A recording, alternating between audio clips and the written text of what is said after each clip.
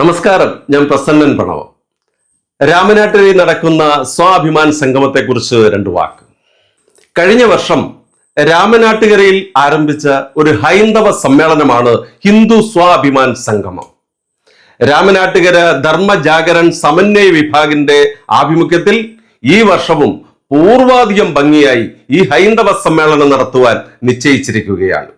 സ്വാഭിമാൻ സംഗമം എന്ന പേരിൽ ഈ ഹൈന്ദവ സമ്മേളനം നടക്കുന്നത് ഈ മാസം 25-ാം തീയതി ചൊവ്വാഴ്ചയാണ്.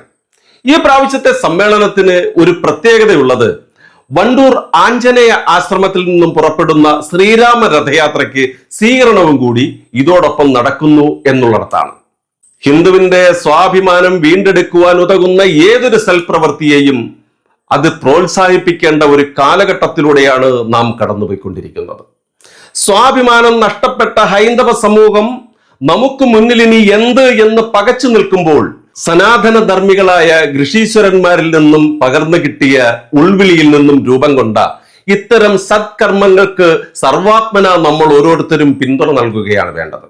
എന്തായാലും മാർച്ച് മാസം 25-ാം തീയതി രാമനാട്ടുകരയിൽ നടക്കുന്ന സ്വാഭിമാൻ സംഗമത്തെ ധന്യമാക്കുന്നത് വണ്ടൂർ ആഞ്ജനേയ ആശ്രമത്തിന്റെ 4ാമത് വാർഷികത്തിന്റെ ഭാഗമായി പൂജനീയ രാമാനന്ദനാഥ ചൈതന്യ സ്വാമികൾ നയിക്കുന്ന 14 ദിവസം നീണ്ടു നിൽക്കുന്ന ശ്രീരാമ രഥയാത്രയുടെ തുടക്കവുമായിട്ടാണ്.